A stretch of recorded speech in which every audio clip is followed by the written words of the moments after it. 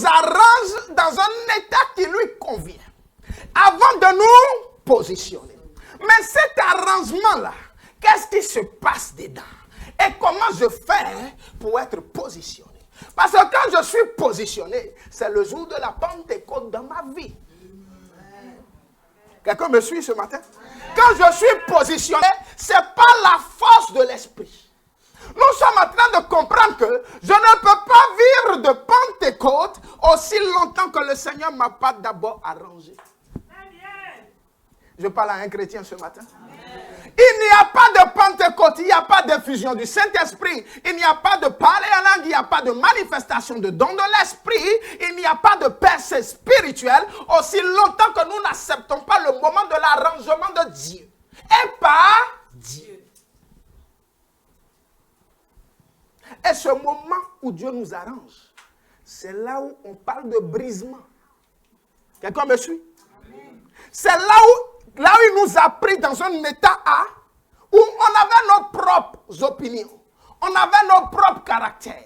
Il nous amène dans l'état de l'arrangement, où il nous dit dépouille-toi de ton caractère, dépouille-toi de tes opinions, revers mon caractère, revers mes opinions, et surtout développe le fruit de mon esprit en toi, afin que quand va arriver le jour de la Pentecôte, mon esprit puisse trouver son fruit en toi, et puisse s'asseoir en toi. Alors, bien-aimés, nous sommes aujourd'hui le jour de la Pentecôte.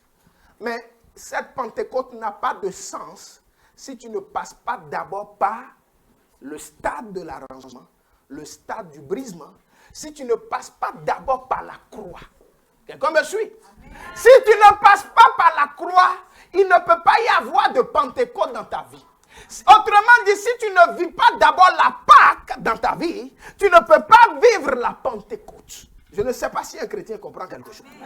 Si Jésus n'était pas mort à la croix, il ne serait pas enseveli, il ne serait pas ressuscité et il ne serait pas parti vers le Père en nous faisant la promesse qu'il va nous envoyer le Consolateur et qui est venu au jour que nous symbolisons pas aujourd'hui, qui est la Pentecôte. Nous sommes en train de comprendre que les Écritures ne sont pas des choses à prendre à la légère. Si tu as décidé de suivre Jésus, tu vas vivre dans ta vie chaque étape de la vie chrétienne. Tu vas vivre dans ta vie chaque étape que le Seigneur a vécu du vivant sur la terre. Chaque chose que Jésus a vécu de son vivant sur la terre, tôt ou tard, tu vas devoir les vivre et les manifester. Alors ma question à nous ce matin, aurions-nous le courage d'aller au bout? Aurons-nous le courage d'aller au bout? Parce qu'au jour d'aujourd'hui, nous parlons de Pentecôte. Tout le monde s'attend à recevoir le Saint-Esprit. Mais je suis désolé, tu ne vas pas recevoir le Saint-Esprit. Aussi longtemps que ton canal ne sera pas prêt à le recevoir. Ce n'est pas à tout le monde que l'Esprit Saint est donné. Quelqu'un me suit? Amen. Il faut qu'on dise des vérités aux chrétiens. Parce que je sais qu'il y a des milliards de chrétiens qui ont rempli les églises aujourd'hui dans le but de recevoir un esprit, dans le but de sentir un don spirituel se manifester. Bien aimé, il y en aura qui vont recevoir l'effusion du Saint-Esprit, mais il y en aura qui ne vont rien recevoir parce qu'ils n'ont pas fini leur stade d'arrangement, de brisement. Ils n'ont pas encore vécu la Pâque dans leur vie. Amen. Cela ne sert à rien de faire croire aux chrétiens que les choses se passent par magie. Non, c'est tout un processus que nous devons respecter afin que les Écritures se manifestent à coup sûr dans nos vies. Non, le jour de la Pentecôte, tout le monde est sapé. Non, non, non, même si je ne suis pas parti à l'église toute l'année, là, le jour de la Pentecôte, je vais partir pour qu'on sache que moi aussi, je sais parler en langue. Ça va t'envoyer où? Tu sais parler en langue, mais tu nous insultes tous les matins. Il faut d'abord aller vivre la Pâque. Va d'abord à la croix. Apprendre à fermer ta bouche un jour. Apprendre à te taire là où il faut se taire. Apprendre à bien parler aux gens. Apprendre d'abord à manifester le fruit de l'esprit. De là, quand tu nous parles en langue, on sait que c'est le vrai Saint-Esprit qui est en toi. Sinon, quel est ton esprit qui insulte les gens? Parce que là, quand on a vu dans l'Acte des Apôtres, quand il est descendu, on n'a pas vu de dérapage dedans. Le travail a été propre, nickel, les âmes ont été gagnées. Donc, il ne sert à rien de courir derrière les dons spirituels si auparavant nous ne pouvons pas vivre la Pâque et développer le fruit de l'esprit d'abord en nous. Parce qu'il n'y a pas de don sans le fruit. Il n'y a pas de don sans le fruit. Qui parle de don parle de puissance. Mais qui parle de puissance parle d'abord de la présence de celui qui donne la puissance en toi d'abord. Je ne sais pas si quelqu'un comprend quelque chose. Je ne sais pas si un enfant de Dieu comprend quelque chose. Quand nous parlons de dons spirituels, nous parlons de la puissance du Saint-Esprit. Mais est-ce qu'il est en toi pour développer cette puissance? S'il n'est pas en toi, tu ne peux pas développer cette puissance. Maintenant, si nous voyons qu'il n'est pas en toi, mais malgré son absence, tu as développé une puissance, nous allons te faire asseoir pour te dire, bien-aimé, es-tu sûr de la provenance de la puissance qui est en toi? Parce que le diable aussi donne de la puissance. Mais nous voulons la puissance du Saint-Esprit. Nous voulons les dons de l'Esprit. Nous ne voulons pas de la manifestation de l'Esprit de Python en nous. Parce que quand tu as le don et que tu n'as pas l'Esprit, cela veut dire que tu es manipulé par un esprit de fausse révélation. Tu es manipulé par un esprit de fausse révélation. Cela veut dire que c'est un esprit de Python, un esprit démoniaque qui est en toi, qui donne peut-être des révélations, mais avec un fond démoniaque. Nous avons l'exemple dans la Bible. L'apôtre Pierre arrive. La dame dit, non, je te connais, Pierre, nanani, nanana. Mais l'apôtre Pierre dit quoi? Tais-toi. Esprit de Python, sors. Parce que tout ce qu'elle disait sur l'apôtre, c'était vrai. Mais c'était révélé par un esprit impur. Donc nous sommes en train de comprendre que ce n'est pas toutes les révélations que tu dois attendre tes oreilles. Je suis en train de parler à quelqu'un. Je suis en train de parler à un enfant de Dieu. Je suis en train de parler à l'église de Dieu. Ce n'est pas toutes les révélations que tu dois attendre les oreilles. Parce que si la source est démoniaque, tu reçois un don démoniaque. Amen. Si la source est impure, tu chasses tes oreilles avec l'impureté satanique. Alors regarde ton frère, regarde ta soeur, dis-lui qui te parle. Pose-lui la question, qui te parle? Demande-lui bien, il faut le secouer, demande-lui qui te parle. Demande-lui qui te parle. Je dis, demande-lui qui te parle. Parce qu'au jour d'aujourd'hui, dans les églises, tout on attend. Dieu m'a parlé, Dieu m'a parlé. Dieu n'est pas bavard, arrêtez un jour. Dieu m'a parlé ici, Dieu m'a parlé hier matin, t'as parlé à midi, t'as parlé le soir. Dieu n'a jamais été bavard. Je dis, le Seigneur n'a jamais été bavard. Il n'a jamais été bavard. Dieu ne parle pas à tout bout de champ. La Bible dit que c'est un Dieu de sagesse. Un Dieu de sagesse. Et la même Bible nous dit, ne donnez pas foi à tous les esprits. Vous me suivez? La Bible dit, ne donnez pas foi à tous les esprits, mais éprouvez les esprits. Pourquoi? Parce que quand la Bible dit ça, le Seigneur est en train de nous dire, je ne parle pas tout le temps. Le diable aussi sait parler. Donc si tu veux entendre une parole, tu risques d'entendre parole de diable mélangée à parole de Dieu. Donc il faut que tu éprouves les paroles que tu entends pour faire le discernement, savoir quelle parole vient de Dieu et savoir quelle parole vient du diable. Mais toi, à 8h du matin, il t'a parlé, à 8h15, il t'a parlé, 8h30, il t'a parlé, 45, il t'a parlé. Tu es seul sur la terre, il faut te taire un jour. Quand tu reçois, analyse d'abord.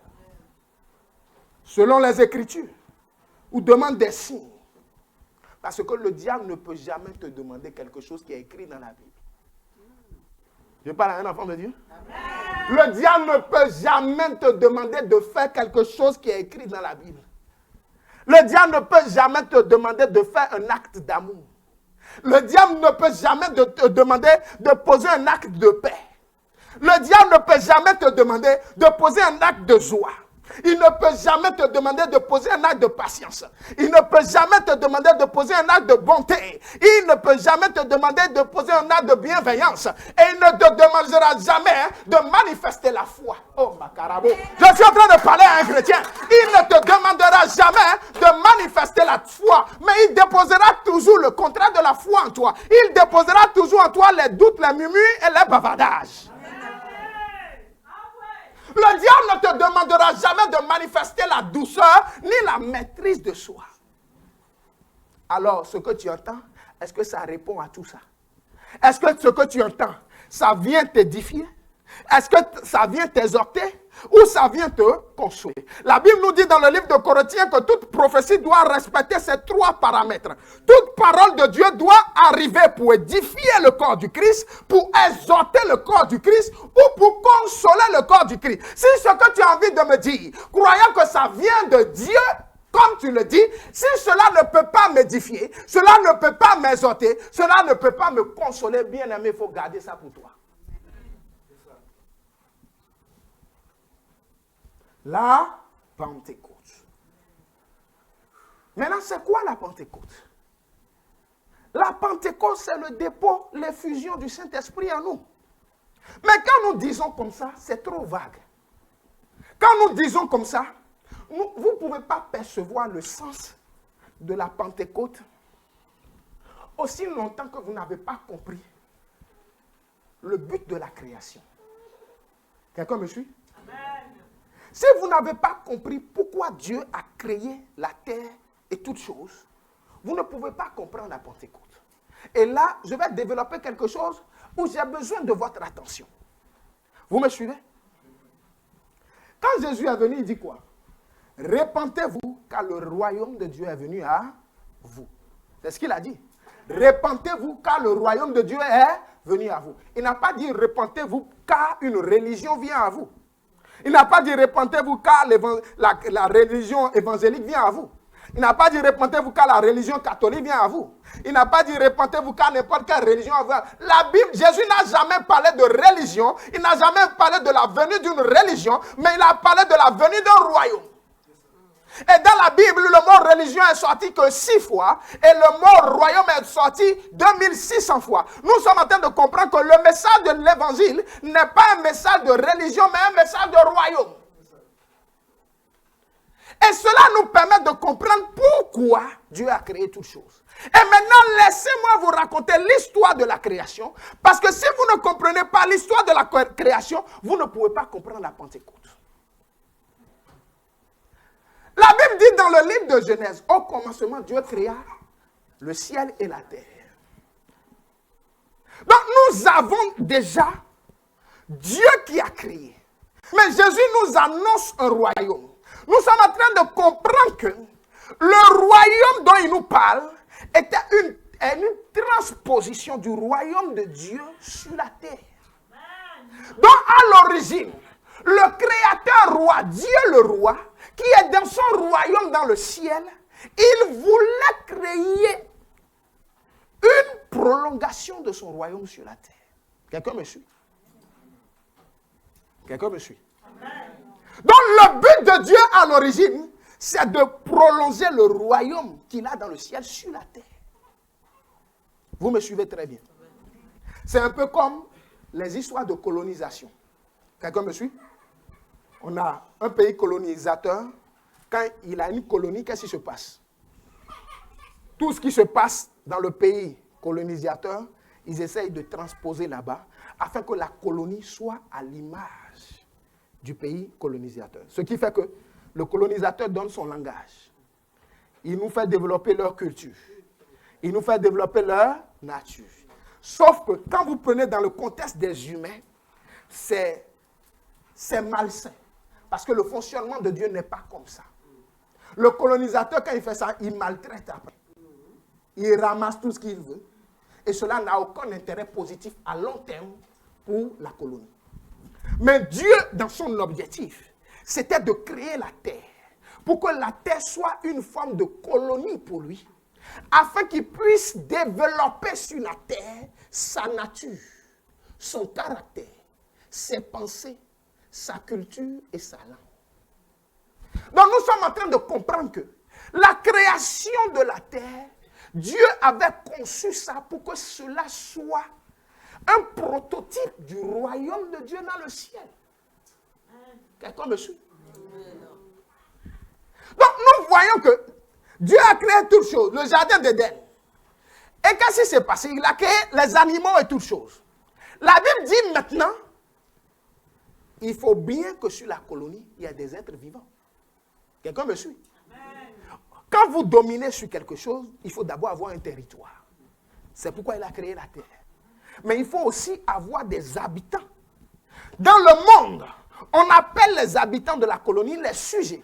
Mais avec Dieu, nous ne sommes pas des sujets, mais nous sommes des citoyens du royaume de Dieu. Quelqu'un comprend quelque chose? Nous sommes des citoyens du royaume de Dieu. Parce que dans le monde, le colonisateur n'appelle pas les habitants de la colonie des sujets. Et il ne les appelle pas des citoyens tout de suite, mais il les appelle des sujets. Pourquoi? Parce que quand vous êtes appelés citoyens, cela fait que le roi colonisateur a des droits et des devoirs envers vous. Mais quand vous êtes des sujets, il ne vous doit rien. Vous êtes ses esclaves. Vous me suivez? Mais Dieu ne nous appelle pas ses sujets. Il nous appelle des citoyens de son royaume. Cela fait qu'il nous doit sa protection. Il doit veiller sur notre bien-être. Quelqu'un me suit? Donc le Seigneur a créé la terre comme sa colonie afin que la terre soit un prototype de son royaume un prototype de son royaume qui est dans le ciel sur la terre. Maintenant, il lui faut des citoyens sur la colonie. Et la Bible nous dit maintenant dans Genèse 2, lisez avec moi Genèse 2. Parce qu'il faut comprendre tout ça pour voir quelle est l'importance de la Pentecôte. Genèse 2, verset 7. Genèse 2, verset 7. L'Éternel Dieu forma l'homme de la poussière de la terre. Stop. L'Éternel Dieu, cela veut dire le Dieu créateur, le Dieu roi, le roi qui cherche à transposer son royaume céleste sur la terre. Il a créé les animaux, il a créé le ciel, les luminaires, tout ça. Maintenant, il cherche à avoir des citoyens de son royaume. Mais il les a créés à partir de quoi? À partir de la poussière de la terre. Quelqu'un me suit? À partir de la poussière de la terre. Après, qu'est-ce qu'il a fait? Il souffla dans ses narines un souffle de vie et l'homme devint une âme vivante. Très, très bien. Il souffla dans l'homme qui a été fait avec la poussière un souffle de vie. Avant même qu'il ne souffle, suivez avec moi. Il a pris la poussière. Il a modelé l'homme. Cela veut dire jusque-là, l'homme existait déjà. Quelqu'un me suit? Quelqu'un me suit? Cela veut dire que dès qu'il a pris la poussière, il a modelé l'homme. L'homme existait. Cela veut dire que le citoyen dans le royaume existait déjà. Sauf qu'il était un citoyen inanimé. Il était un citoyen non vivant. Un citoyen qui n'avait pas de fruits et qui ne pouvait pas porter de fruits. Mais il a soufflé maintenant dans la poussière, dans l'être inanimé, dans l'être non vivant, il a soufflé le souffle de vie. Et le souffle de vie est le souffle de l'Esprit de Dieu. Quelqu'un me suit? Le souffle de vie est le souffle de l'Esprit de Dieu. Et la Bible dit qu'aussitôt que l'Esprit est rentré dans la poussière est devenue vivante. Donc l'Esprit donne vie à la poussière. Nous sommes en train de comprendre que l'Esprit de Dieu a donné vie à l'Esprit de l'homme. L'Esprit de Dieu a donné vie à l'âme de l'homme. Et l'Esprit de Dieu a donné vie au corps de l'homme.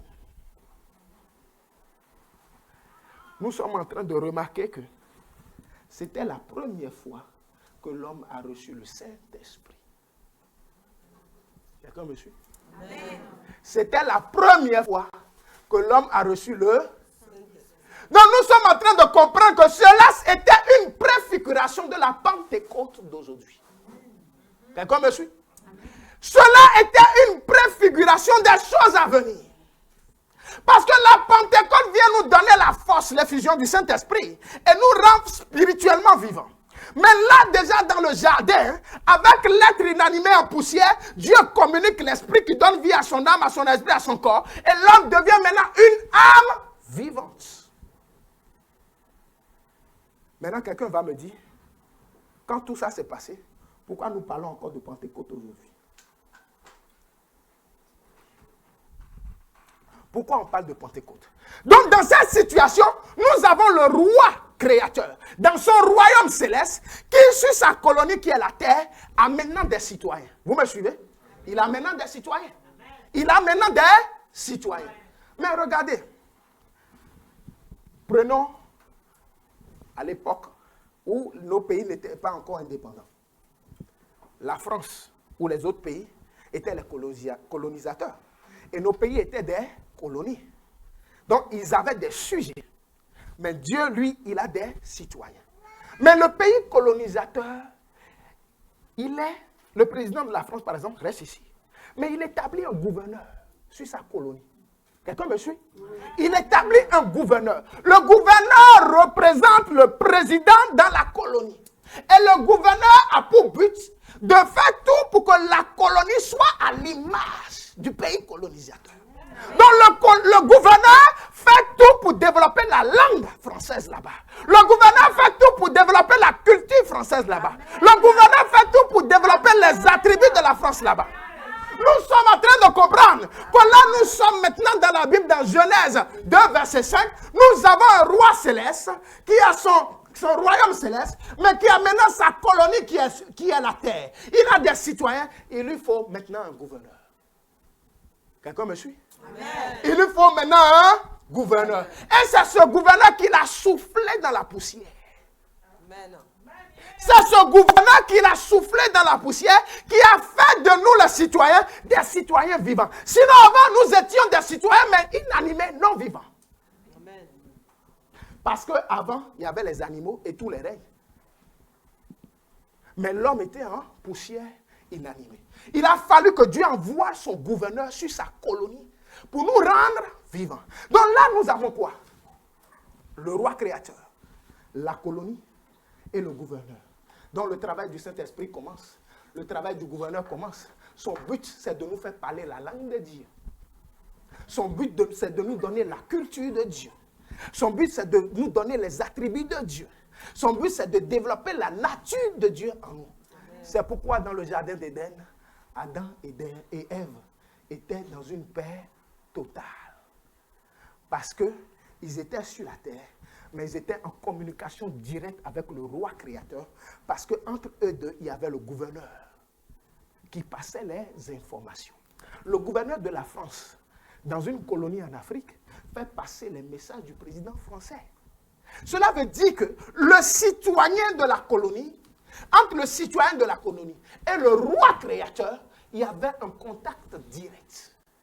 Il y avait les informations qui passaient direct à cause de la présence du gouverneur qui est le Saint-Esprit. C'est pourquoi dans le jardin d'Éden, il n'y avait pas de problème. Tout se passait bien. Et tout se passait très bien. La Bible dit que Dieu les visitait matin et soir. Quand la Bible dit Dieu les visitait matin et soir, cela veut dire que le gouverneur, le Saint-Esprit, transmettait les informations du roi créateur matin et soir. Si le Saint-Esprit me transmet les informations de mes dieux matin et soir, je ne connais pas d'échec. Quelqu'un me suit? Si le gouverneur me parle de mon Dieu matin et soir, il n'y a pas de problème. C'est pourquoi dans le jardin d'Éden, il n'y avait pas de problème. Parce que ce qui devait arriver le soir, le gouverneur le disait le matin. Et ce qui devait arriver le lendemain matin, le gouverneur disait ça le soir. Et c'est ce qu'on appelle la relation du chrétien avec Dieu. C'est ce qu'on appelle la communion avec le Saint-Esprit. S'il n'y a pas le gouverneur dans ta vie, tu es un citoyen du royaume, mais qui n'est pas en contact avec ton roi. Donc tu es foutu. Tu es foutu. Mais qu'est-ce qui s'est passé? Il y a un homme, un agent, à qui tout ça, ça ne plaisait pas. Il y a un ancien général du roi créateur, à qui tout ça ne plaisait pas. Parce que lui aussi, il était aux côtés du roi. Et il voyait tout ce qui se passait. Il était dans le confort du roi. Parce que le but du roi, c'est quoi? C'est de mettre la colonie dans son confort. Parce que la notoriété du roi dépend de la richesse de ses sujets, de ses citoyens et de la richesse de la nation. Si la terre prospère, notre roi créateur est content. Mais si la terre est dans les problèmes, le roi créateur, sa notoriété prend un coup. Donc l'agent, le général, l'ancien général, qui a vu qu'une relation se développait entre les hommes et le roi créateur, c'est quoi? Il a tout fait pour nous couper. Parce que lui aussi, il était là-bas, il était le numéro 2. La Bible nous parle de ça dans Ésaïe 14, Ézéchiel 28. Il était le numéro 2. Mais à cause d'un acte de rébellion, à cause d'une volonté d'indépendance, il a été chuté. Nous sommes en train de comprendre que toutes les colonies qui ont demandé leur indépendance ont été coupées de leur pays colonisateur. C'est la réalité que nous voyons. Le pays colonisateur, en tout cas, sur les papiers, n'a plus de droit sur la colonie. Cela veut dire que la colonie est livrée à elle-même. Donc, à partir du moment où cet agent, Lucifer, anciennement appelé Lucifer, appelé aujourd'hui Satan, il a pu introduire par la ruse le péché dans le jardin d'Éden, il a pu couper la communication avec le roi créateur. Donc nous sommes en train de comprendre que quand Adam et Ève ont mangé la pomme, ils étaient en train de déclarer à Dieu, nous voulons notre indépendance. Quelqu'un me suit? Ils étaient en train de déclarer à Dieu, nous voulons notre indépendance. De la même manière que tous les pays africains ont demandé leur indépendance, Adam et Ève ont demandé leur indépendance. Mais quand vous demandez votre indépendance, qu'est-ce qui se passe? Le représentant du président français dans le pays africain, il est rappelé. Vous me suivez? Le représentant du pays colonisateur, l'ambassadeur ou le gouverneur ne peut plus rester parce que vous n'êtes plus une colonie. Donc, aussitôt qu'ils ont mangé le fruit, ils ont demandé leur indépendance à Dieu, alors le Saint-Esprit a été rappelé. Le Saint-Esprit a été rappelé, raison pour laquelle le Seigneur leur a dit, ok, sortez du jardin. Et il a mis un ange avec son épée flamboyante devant pour qu'ils ne rentrent plus. Parce qu'ils ont pris leur indépendance, ils ne dépendent plus du roi, ils ne dépendent plus du pays colonisateur, ils ne dépendent plus de Dieu, ils veulent se gérer eux-mêmes. Donc le Seigneur dit, gérez-vous vous-même. Quelqu'un comprend quelque chose? Mais regardez maintenant. Aussi longtemps que Adam et Ève étaient dans le jardin, qu'est-ce que la Bible dit? La Bible dit, multipliez-vous, assujettissez, dominez la terre. Mais quand on les a chassés du royaume, qu'est-ce qu'on leur a dit? On a dit à Adam, avant on lui avait dit de dominer la terre. Maintenant on lui dit, tu vas manger à la sueur de ton front. Tu vas devoir cultiver la terre. Quelqu'un comprend quelque chose? Avant il dominait la terre. Autrement dit, la terre travaillait pour lui. Maintenant qu'il est sorti, qu'il a pris son indépendance, qu'il est devenu un pays lui-même, il n'est plus une colonie, cela veut dire qu'il n'a plus la domination sur la terre, mais il doit travailler la terre à la sueur de son front pour avoir à manger.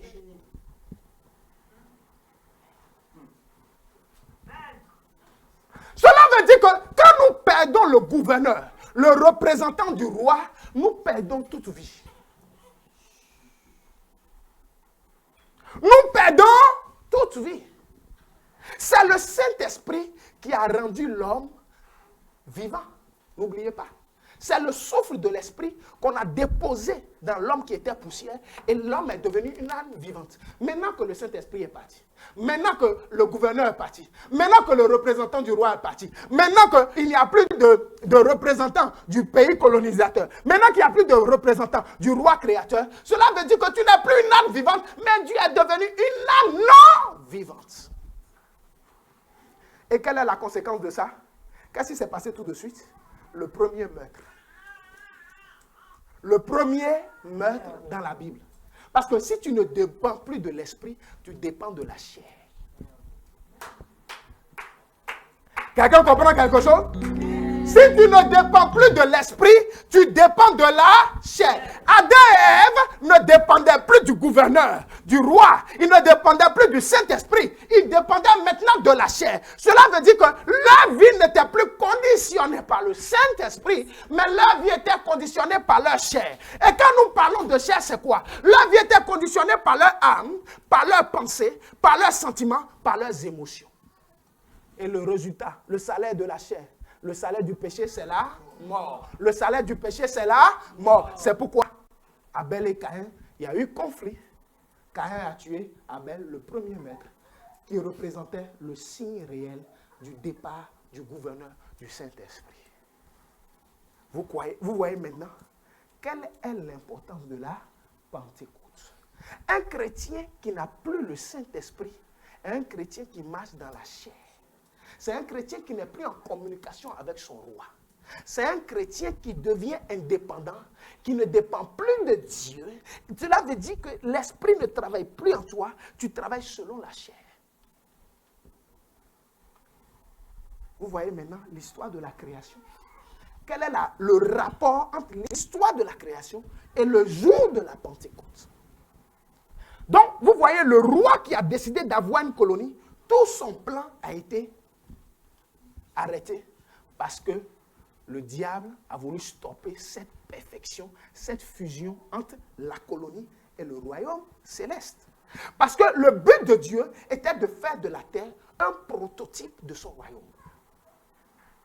Mais le diable, comme il a déjà vécu là-bas, il a stoppé ça. Donc, qu'est-ce que le Seigneur va faire? Le Seigneur dit, j'ai commencé quelque chose, je dois l'achever.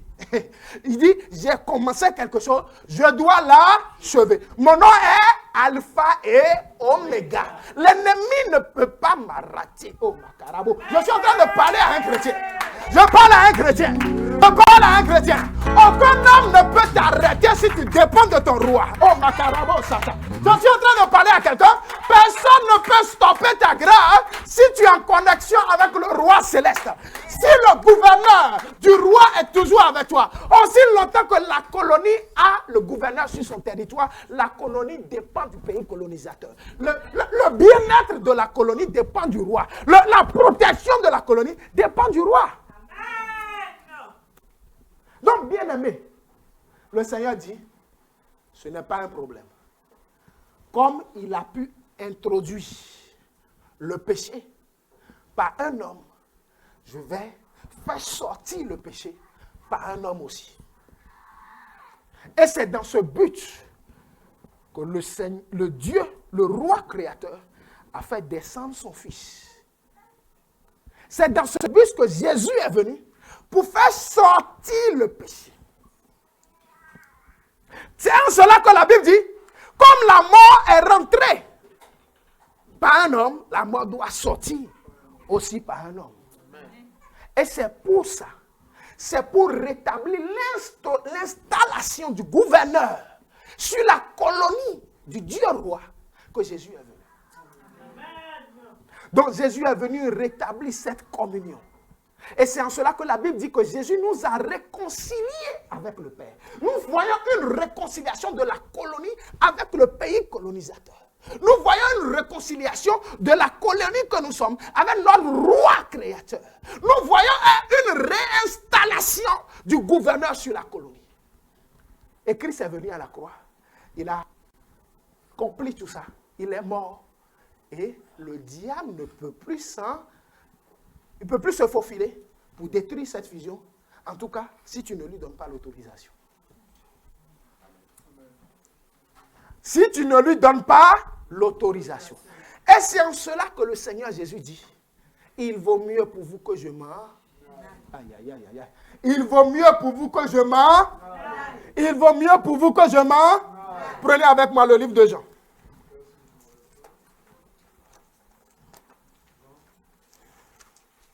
Vous comprenez mieux maintenant la Pentecôte. Parce que tous les jours on dit Pentecôte, Pentecôte, mais Pentecôte pour quel but? Tout le monde, le jour de Pentecôte, tout le monde est sapé. Je vais à l'église, je vais avoir Saint-Esprit. Mais quel esprit tu veux avoir si tu ne connais pas d'où il vient même?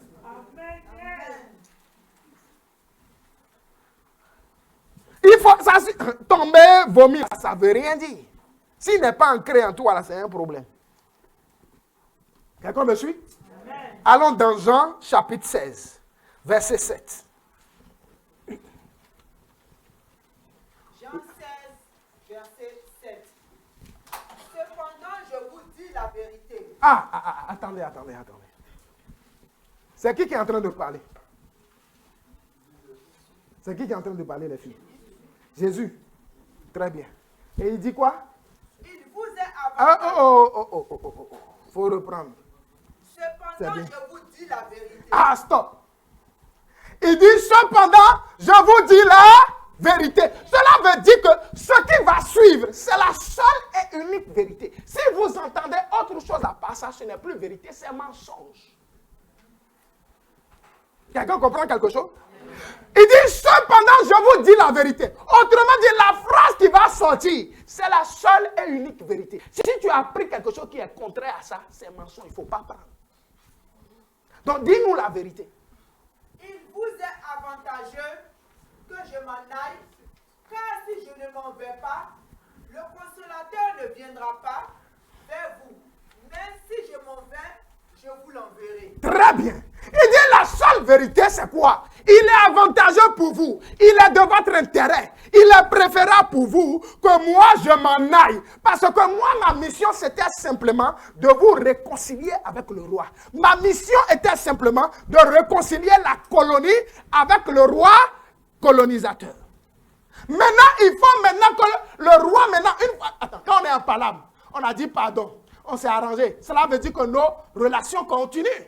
Maintenant, une fois que je vous ai réconcilié, il faut maintenant que le roi vous reprenne en charge. Il faut maintenant que le pays colonisateur reprenne la colonie en charge. Maintenant, comment le roi va prendre sa colonie en charge? Il faut qu'il envoie un de ses représentants sur sa colonie. Il faut qu'il aille établir son ambassade. Il faut qu'il ait établi la résidence de son gouverneur. À partir du moment où le gouverneur revient dans la colonie, cela veut dire que les citoyens du royaume dépendent maintenant du roi créateur. Cela veut dire que les citoyens du royaume, leur bien-être, leur protection, redépendent maintenant du roi colonisateur. Et c'est cela que Jésus est en train de nous dire. Il est en train de nous dire, moi, ma mission est finie. Je ne suis qu'un réconciliateur.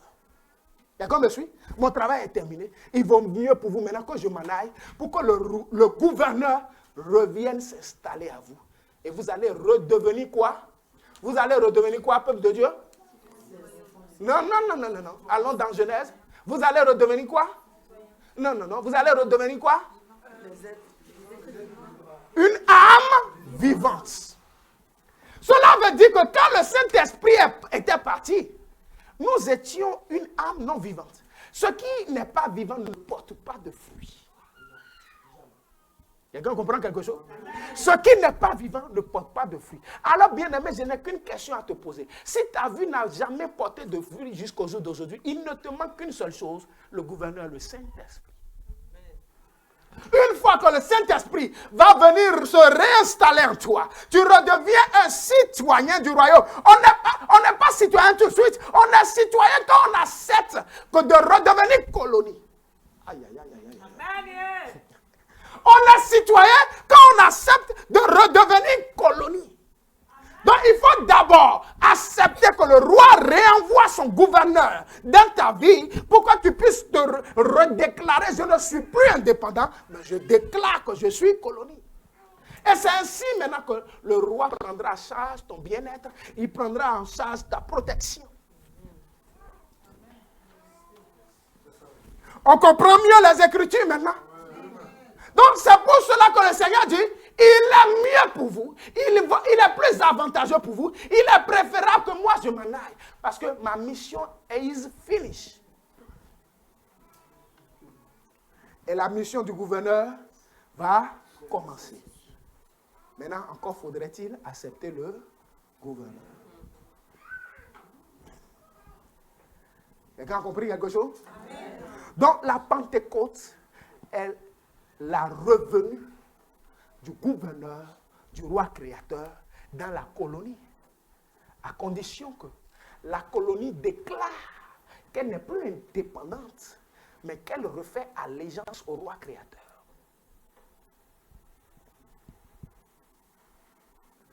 Ça va? Je sais que c'est du lourd.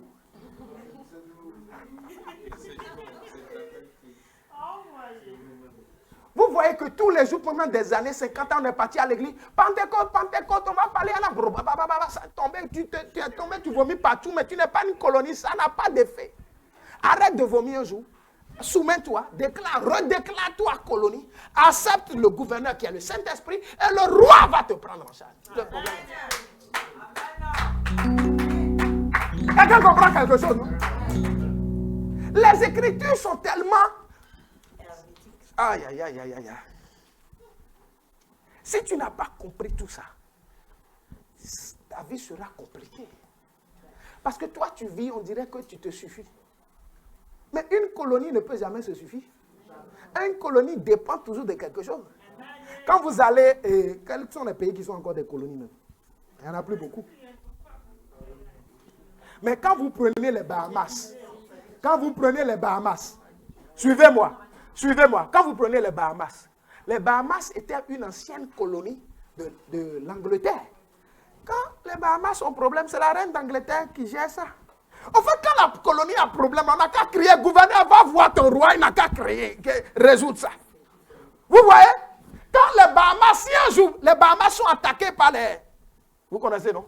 Si ils sont attaqués par les rebelles, mais le gouverneur prend son téléphone au reine d'Angleterre, envoyez l'armée.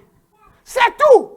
Quand un chrétien qui a vécu la réelle Pentecôte, la réelle Pentecôte, c'est redéclarer ta dépendance de Dieu. C'est ça la réelle Pentecôte. La réelle Pentecôte, c'est redéclarer à Dieu, je dépends de toi, j'accepte que je suis ta colonie, toi mon roi créateur, et j'accepte la revenue de ton gouverneur, le Saint-Esprit en toi. C'est fini. Quand le Saint-Esprit arrive maintenant, tout ce qui te concerne, tu n'as qu'à parler au Saint-Esprit. Va dire au roi que j'ai tel souci. Le roi va dépêcher l'armée pour résoudre ça. Et c'est en cela qu'on appelle notre roi l'Éternel des armées. L'Éternel des armées. Ah, vous comprenez le nom Éternel des armées. Éternel des armées. Cela veut dire que quand la colonie a besoin d'une forme spécifique d'armée, l'Éternel dépêche cela. Parce qu'il y a l'armée terrestre, il y a l'armée terrestre, il y a l'armée et il y a l'armée qui sont sur les mers. Comment on appelle ça? La marine. Ouais. Si toi, l'armée dont tu as besoin, c'est les soldats qui sont sur la terre, il va t'envoyer. Si tu as besoin des rafales, il va t'envoyer. Tu as besoin des missiles, des navires qui sont, il va t'envoyer. Tu n'as qu'à parler au gouverneur. Si tu as accepté de redevenir colonie. Amen. On comprend mieux la Pentecôte? On comprend mieux la Pentecôte? Sinon, nous voyons les gens vomir, oh Saint-Esprit, parler. Mon cher, c'est bien tout ça. Mais es-tu réellement redevenu colonie? Je dis, es-tu réellement redevenu colonie? Maintenant, nous allons expérimenter tout ce qu'on a vu là, dans la vie d'un homme. Je dis bien, dans la vie d'un. Dans la vie d'un. Son nom s'appelle Pierre. Quelqu'un me suit? Son nom s'appelle Pierre. Aussi longtemps que Jésus était aux côtés de Pierre, Pierre était incapable de faire des choses spirituelles. Cela veut dire que quand Adam et Ève ont péché, et que le Saint-Esprit est parti, nous ne sommes plus une âme vivante. Cela veut dire que les choses de l'Esprit, nous ne pouvons plus les comprendre. Aïe, aïe, aïe, aïe. Je suis en train de parler à un chrétien. Quand nous sommes devenus âmes vivantes, cela veut dire que nous sommes devenus une âme spirituelle. Mais quand le péché est arrivé, le Saint-Esprit, le gouverneur du roi est parti, nous sommes devenus une âme charnelle qui ne peut plus comprendre la chose spirituelle. C'est pourquoi Pierre, Jésus était à côté de lui, mais il ne comprenait rien. Amen. Jésus était à côté de Pierre, mais Pierre ne comprenait rien. Vous me suivez? Pierre ne comprenait rien. Pas parce qu'il n'aimait pas Jésus, mais parce que celui qui devait lui permettre de comprendre le roi n'était pas là. Le traducteur du roi est parti. Son gouverneur est parti. Son messager est parti. Il n'était plus une colonie. Il était indépendant. Jésus dit à Pierre, il dit aux disciples, dans quelques jours, je vais me faire crucifier, je vais aller à la croix. Pierre dit, à Dieu ne plaise, jamais. Le Seigneur dit, mon frère, il faut laisser ça. Il y a longtemps, tu n'étais plus colonie. Il y a longtemps, tu n'es plus spirituel. Vous avez compris? C'est ça, en fait. Le Seigneur est en train de lui dire, il y a longtemps, tu n'es plus spirituel. Tu es devenu charnel. Ce que je suis en train de dire là, c'est le spirituel. Tu ne peux pas comprendre. Quand l'heure du spirituel est arrivée, on a attrapé Jésus. Ce n'est pas le même Pierre qui a renié une fois. Il a renié 2 fois. Il a renié 3 fois. Pourquoi? À cause de la douleur de la chair. Parce qu'il avait peur qu'on le crucifie comme Jésus. Il avait peur des douleurs de la chair. Pourquoi? Parce qu'il n'était plus une âme vivante. Il n'était plus une âme spirituelle. Mais il est devenu une âme non vivante. Une âme charnelle. Mais quand Jésus a été crucifié, enseveli, ressuscité, quelque chose s'est passé. Je dis ressuscité, quelque chose s'est passé. Il s'est apparu aux disciples, il dit, il est l'heure pour que je m'en aille. Les disciples ont dit non. Nous on ne peut pas voir Jésus ressuscité, on va le laisser. Jusque-là, ils ne comprenaient rien. Thomas a dit, il faut nous montrer tes mains, on va voir les trous. Thomas regarde trous. Jésus dit, trou, il ne peut rien t'apporter. Ce n'est pas trou dans mes pieds, trou dans mes mains qui va te permettre de comprendre le spirituel. C'est quand je vais partir que les écailles vont tomber. On comprend mieux la profondeur des Écritures. Parce que les disciples, quand Jésus était mort et pas encore crucifié, ils étaient orphelins. Parce que leur maître n'était plus là. Ils étaient encore dans la chair. C'est comme quand tu perds quelqu'un. Tu es dans la chair, tu pleures. Jésus ressuscité. Aïe, Seigneur, tu es revenu. Donc c'est bon, la chair est contente. Mais en même temps, Jésus dit, je pars. Il dit, non, ton pied, mon pied. Tu deviens notre sac à main, tu ne vas pas bouger d'ici. Jésus dit, vous là, il faut me laisser. Vous ne comprenez encore rien. Laissez-moi partir. Mais quand ils ont eu le courage de faire taire la chair, 1 seconde. C'est pourquoi je veux dire à un chrétien, pendant 1 minute, 1 seconde, dis à ta chair de se taire. Pendant 1 minute, 1 seconde, dans un moment de ta vie, je dis, un jour, dis à ta chair, tais-toi un peu. Quand ils ont dit à leur chair, tais-toi, et ils ont laissé Jésus partir. La Bible dit, le Seigneur, avant de partir, il leur a dit, allez prier. C'est la seule recommandation que le Seigneur leur a dit.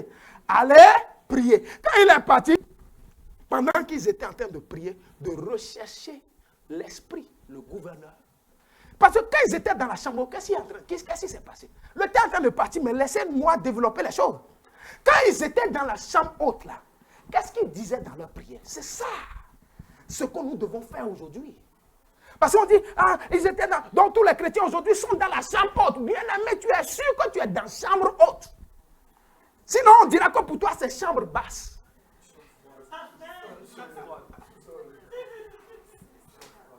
Est-ce que tu es sûr que ce jour-là, aujourd'hui, tu es dans chambre haute, ou tu es dans chambre basse, ou tu es dans sous-sol, ou tu es dans bunker? Parce que quand les disciples étaient dans la chambre haute, voici ce qu'ils étaient en train de dire. Seigneur, nous reconnaissons que nous sommes dépendants de toi. Nous déclarons que nous redevenons une colonie. C'est ça la prière de la chambre haute.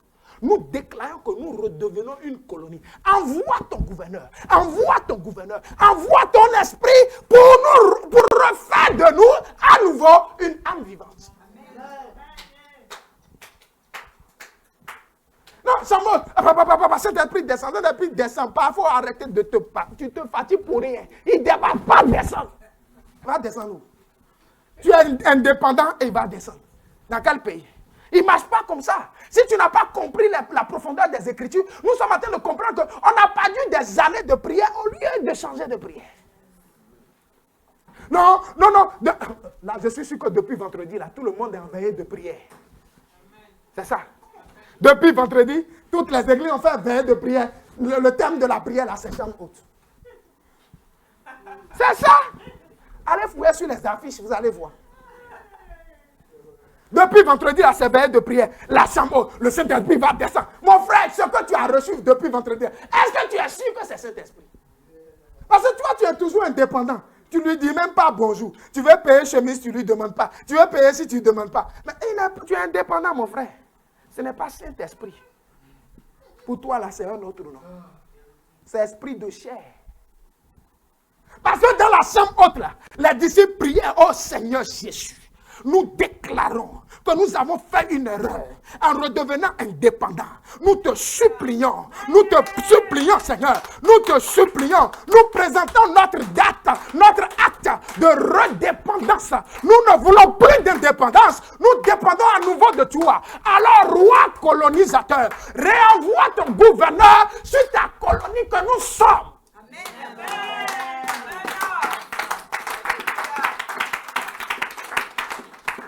Vous croyez que si un pays africain fait cette prière, la France ne va pas réenvoyer son gouverneur?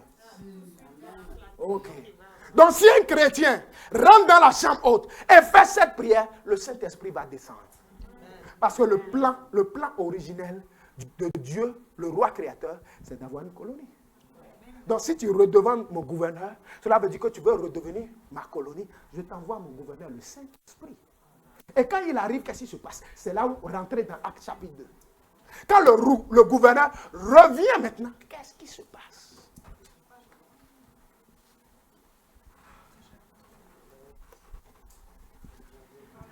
La parole fait du bien aux chrétiens. On nous a longtemps prêché sur Pentecôte, mais on n'a pas compris que c'était ça, la profondeur de la chose. Quand le Saint-Esprit est venu, qu'est-ce qui s'est passé?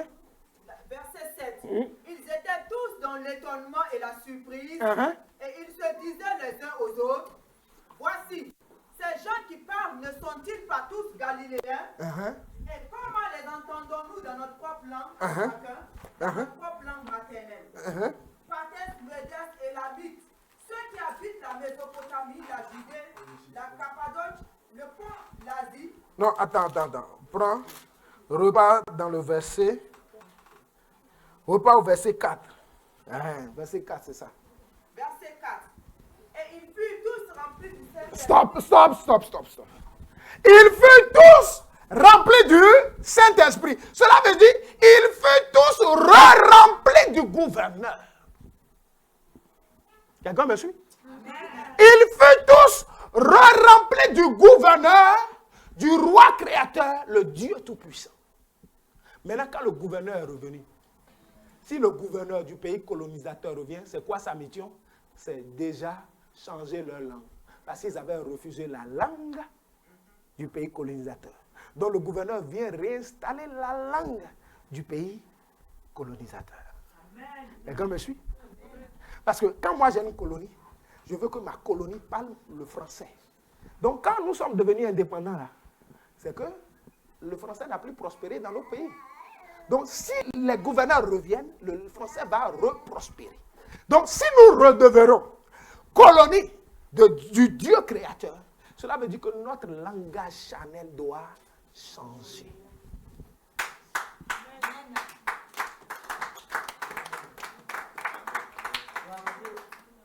Notre langage charnel doit changer. Nous devons commencer à parler un langage que le roi créateur comprend.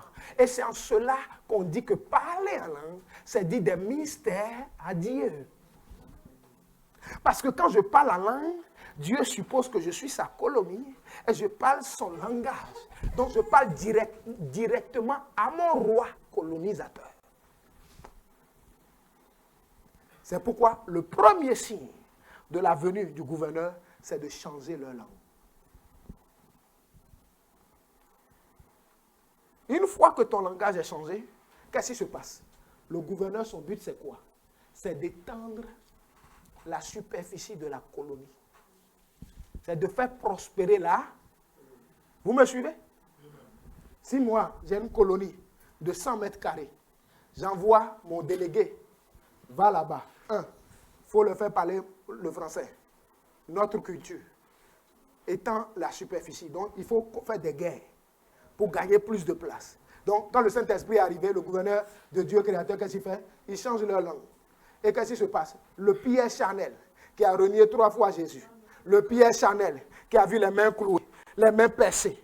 Ce Pierre Chanel, qui ne pouvait rien comprendre du spirituel, quand l'esprit, le gouverneur est revenu, maintenant il n'est plus Chanel, il est devenu spirituel. Et maintenant le gouverneur va l'utiliser pour étendre la colonie.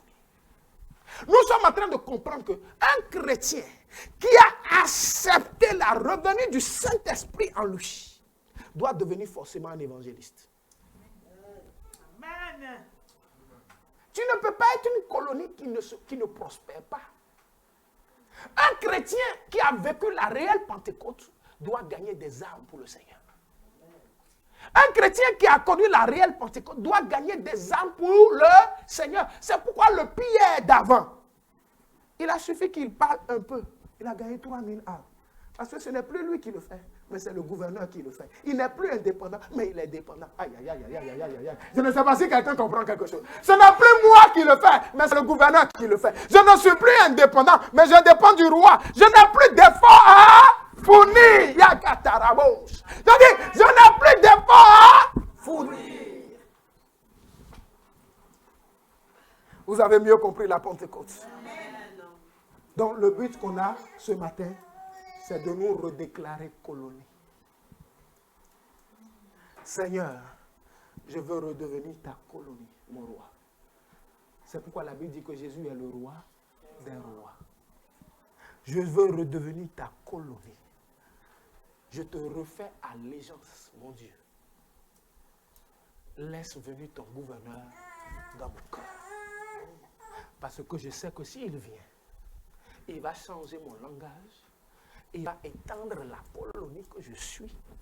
Aïe, aïe, aïe, aïe, aïe, aïe. Quand on dit étendre la colonie, là, cela veut dire que tu prospères à tous égards. Ah. Vous ne comprenez pas quelque chose. Quand on dit d'étendre la colonie, cela veut dire que tu prospères à tous égards. Et c'est cela que l'apôtre a compris. Il dit, je souhaite que vous prospérez à tous égards, comme prospère l'état de votre âme, si votre âme est redevenue vivante. Aïe, aïe, aïe, aïe, aïe, aïe. Ah, je ne sais pas si quelqu'un comprend les Écritures.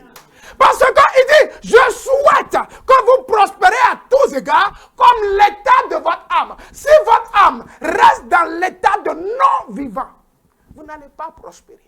Mais si votre âme réaccepte le Saint-Esprit, le gouverneur, cela veut dire que votre âme est redevenue vivante et la prospérité devient à tous égards. Lève les deux mains vers le ciel. Lève les deux mains vers le ciel.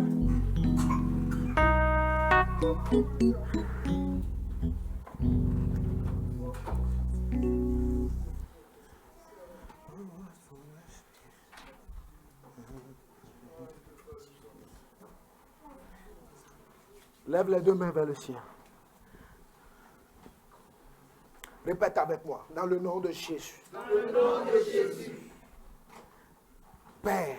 Père. Je viens devant ton trône. Je viens devant ton trône. Au travers du nom de Jésus. Au travers du nom de Jésus. Et je viens te refaire allégeance. Je reconnais que tu es mon roi créateur. Et je redéclare que je suis ta colonie. J'annule tout acte d'indépendance envers toi. Et je redéclare devant le trône de ta grâce que je dépends de toi. Je dépends de toi. Je t'en supplie. Réenvoie dans ma vie le gouverneur qui te représente. Réenvoie dans ma vie ton Esprit Saint afin qu'il puisse changer mon langage, afin qu'il puisse me faire prospérer, afin qu'il puisse faire prospérer la colonie que je suis. J'ai compris ce matin que quand tu as déclaré sur ma vie que ton souhait est que je prospère à tous égards selon l'état de mon âme, j'ai compris que aussi longtemps que mon âme ne va pas redevenir vivante, je ne prospérerai point à tous égards. Alors Saint-Esprit, fais redevenir mon âme une âme vivante dans le nom de Jésus. Bas les mains, commence à prier. Bas les mains, commence à prier. Bas les mains, commence à prier. Bas les mains, commence à prier.